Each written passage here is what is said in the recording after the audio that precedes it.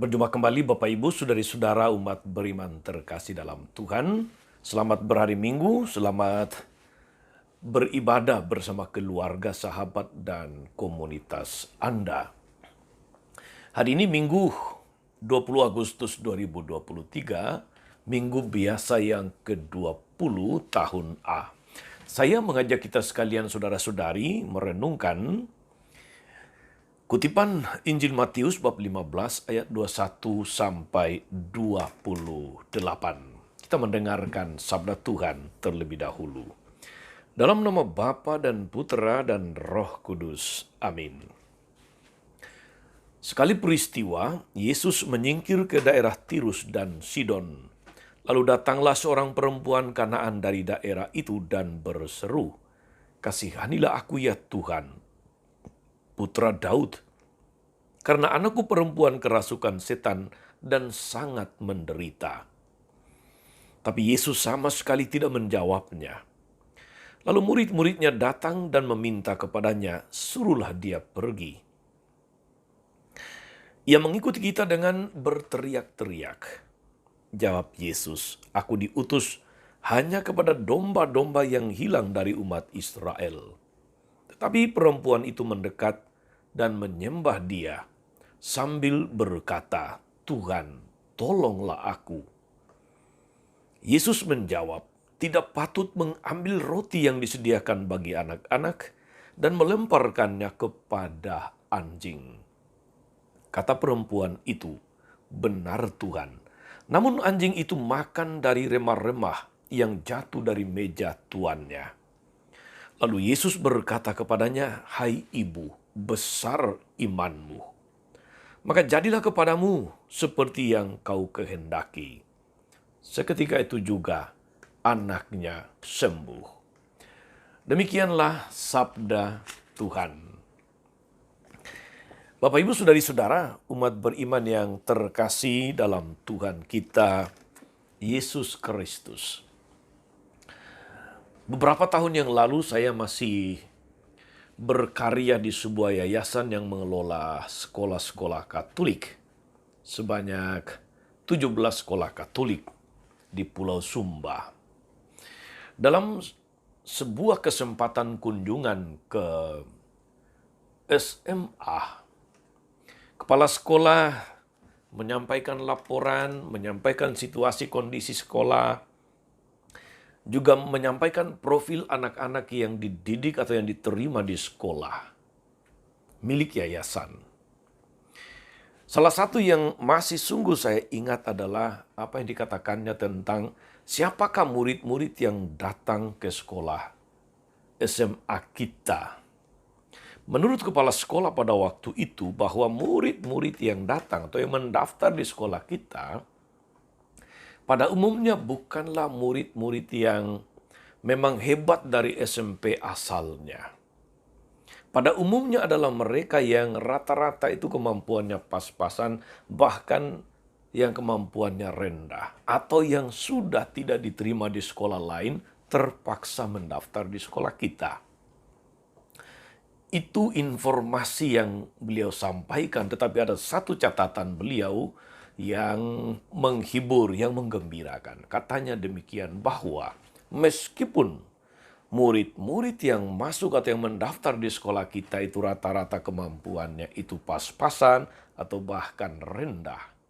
Namun ketika mereka sudah dididik, dibina di sekolah kita, mereka mampu bersaing, mereka mampu bertumbuh, berkembang dalam ilmu pengetahuan, dalam karakter.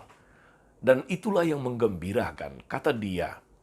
Dan saya mengamini bahwa kegembiraan, kebahagiaan terbesar adalah justru ketika mendidik mereka yang kemampuannya pas-pasan, sehingga mampu mengembangkan mereka, memotivasi mereka bertumbuh dan memaksimalkan segala kemampuannya dan bisa bersaing dengan mereka yang seringkali dianggap sebagai memang anak-anak cerdas, anak-anak mampu, anak-anak yang pintar. Saudari-saudara umat beriman terkasih dalam Tuhan, inilah yang seringkali terjadi dalam dunia pendidikan. Seringkali terjadi dalam kelas-kelas yang barangkali mungkin kurang kita perhatikan. Ada banyak dinamika yang sebetulnya menarik untuk diamati, menarik untuk dijadikan sebagai inspirasi.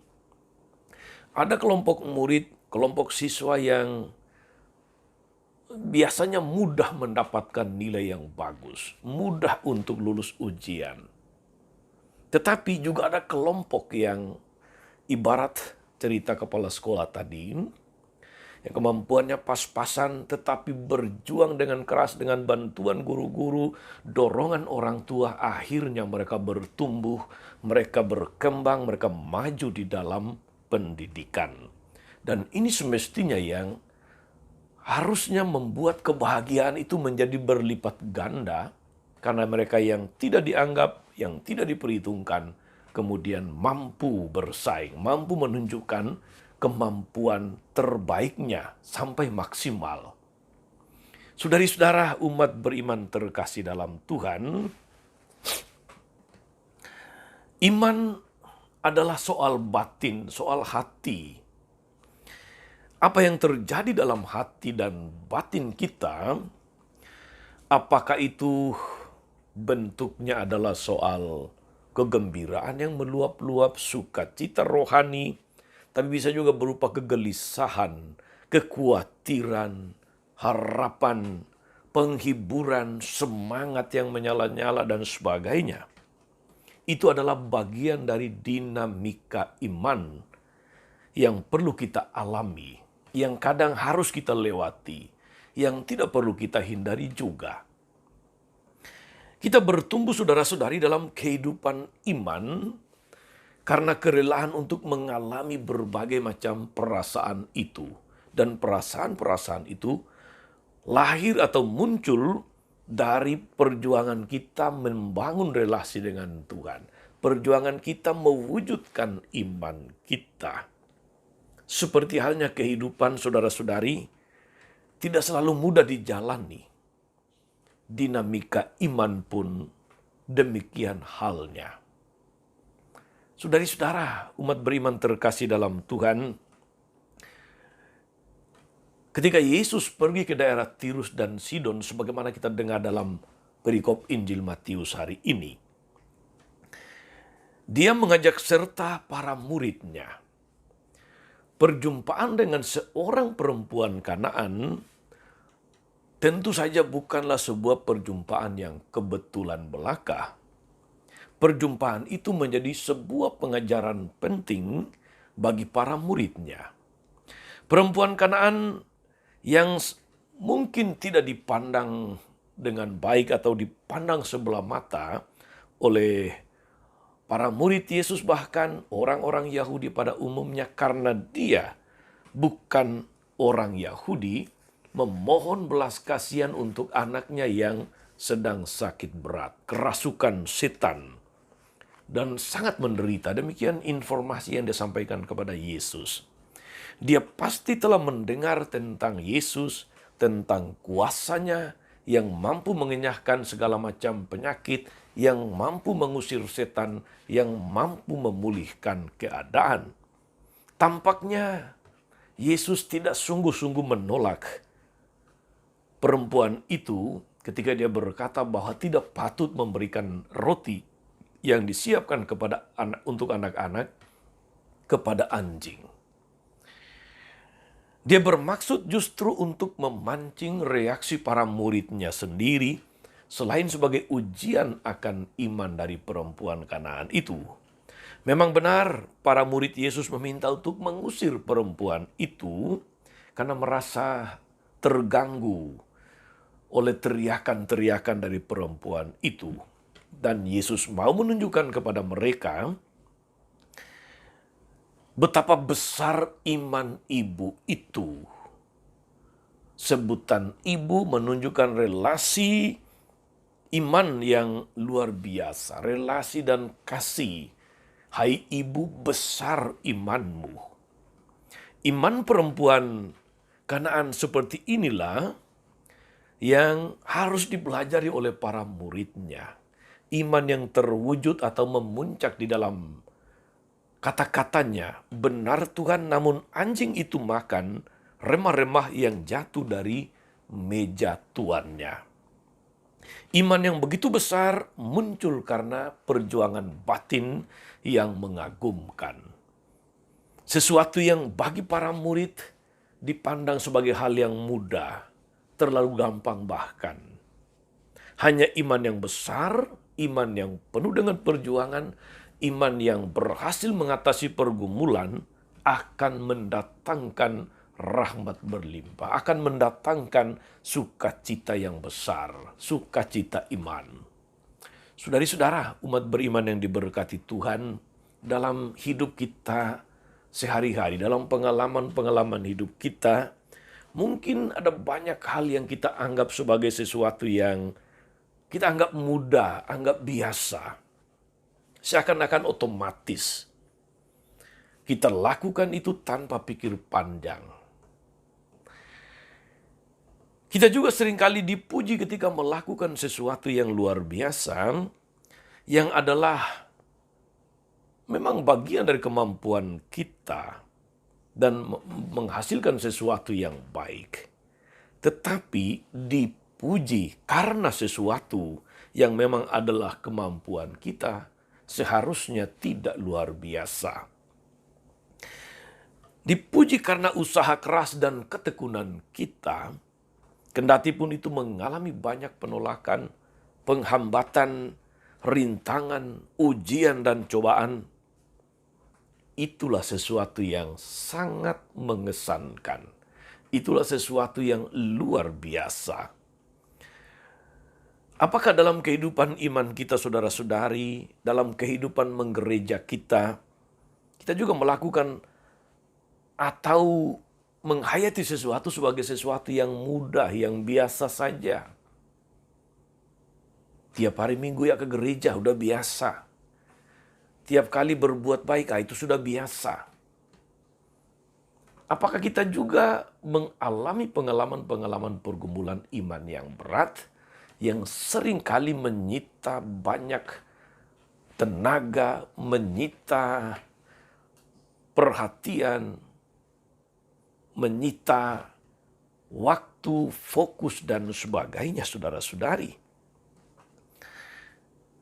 Atau segala sesuatu menjadi mudah saja dalam tanda kutip untuk kita?